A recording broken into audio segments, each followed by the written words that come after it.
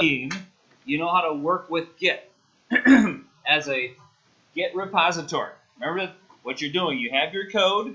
You can share it back and forth as a zip file, but Git is getting towards a way of sharing it as a team. Now, Git is not the greatest. There's some features that are missing from Git, but this is known as a source control system or source control management and SCM software.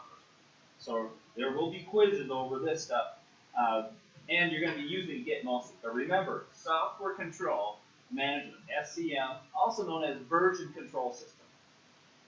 The tools that we're using Git, which is a distributed version control system, because distributed means it's out on a website, out in the cloud, distributed all over the place. And people using Git, they have their own copies of things. Well, that can be good, but it can also be confusing. If everyone on the team has a different copy of the project, how do you get everything to be final one project? And so some of these other pieces of or software packages have like a checkout that if someone's modifying a part of the project, no one else can change that file. It automatically tells everyone else, by the way, Joe was making changes. No one else made changes to the file until Joe checks it back in. Git does not have a check-in, check-out. It's you have a copy, go ahead and change it. If you want to update everyone else, you have to send it back to the distributed remote shared repository, and everyone else has to pull down the changes you made. So whenever you're making a change in Git, you have to push your changes up to the remote, everyone, and then you tell everyone, you have to communicate, hey, by the way, I made a change to the project. Everyone else has to download those changes. So making the project, we did this. We create your repository up in Git. And you choose your license and add the git ignore file that basically configured it to be, okay, let's see what the important files are. Then Git knows what things, when it shares, as you're building your project, it knows not to send all the class files. So that's something that you recompile. So the git ignore is not super important. That's something you can choose to have or not.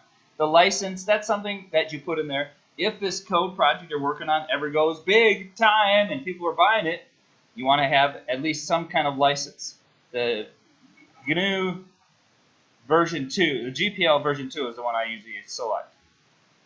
So remember these steps. You have your project, you team, and you share the project. When you make the project, you're creating a local repository, a local storage of your project. Then you go up to Git and make a place to store it, and then you copy the link, and then you commit. There's the part where you're sending it to the repository. When you commit and push, that's when you're updating the remote repository. When you make a change, or when someone else makes a change, you go, and the other person that wants to see the new changes, you have to go and pull the new changes. It doesn't automatically happen. This can be confusing. Your friend says, oh, I'm connected, or you think you're connected to the repository, they made a change. If they didn't commit it, there's nothing you can pull because you only see the remote changes. So they have to have made a change and have committed and pushed it. You have to go pull it to see the new changes. And I want to show you this in action here. I'm going to go to a project that I have in progress called my shared project. Here's my shared project. And I have it over here, and I have some GUI elements on it. I'm going to, let's add another element to it. Let's see what we have. Let's add a spinner. We'll come here and add a spinner.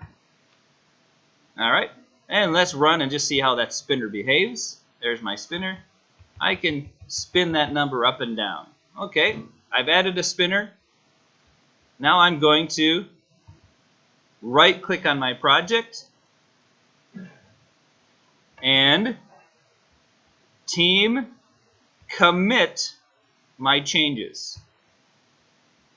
What that does is it takes unstaged changes and makes them staged changes. If I then want to send it to the remote repository, I put a message in here, added a spinner, exclamation point, because I'm so excited about it. And then I do a commit and push in Git. That will then send that change. If I have configured it, if I haven't configured it yet, it'll bring up a user password. I added a user password and I clicked the checkbox to actually save my user password so I don't have to keep typing it in. And then I click close if I see the successful push. And see, this shows me, yes, the push to shared project to the origin branch. Don't worry about branches yet. That's a whole nother step. And then I can close it. Now I can go over to my other machine, and I have a connection to another machine over here, over at my office at Emmaus. And I'm running Eclipse over there, and I'm the other programmer, pretending I'm the other programmer there, and I have the shared project, but I have not yet seen that new change. And I run my version. See, I don't have that little spinner there. Well, in order to see that on the other machine, I have to right-click on my project, go down to Team, and do Pull, meaning pull any changes from the remote repository that I have connected there. So I do a pull, and I'm going to just click Finish, as it has all the configuration in that I had done initially. Click Finish, and I get a message as it goes and checks, and look at that, it shows me my commit message, and there's the added a spinner. If I see that, then I know that I have gotten the changes from the other team member, and he told me, I made a change, you need to go do another pull. So I close that, and now I run it, and there we have that spinner now is on my copy of it. So remember the process. Okay, I'm going on this system now, I'm going to say, okay, on that remote system, that other user, I'm going to make another change myself on that version.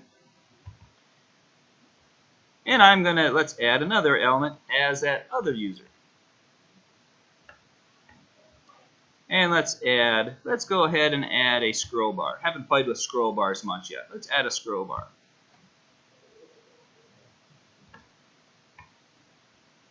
All right, run it and see how scroll bars behave. Notice I'm not doing any worrying about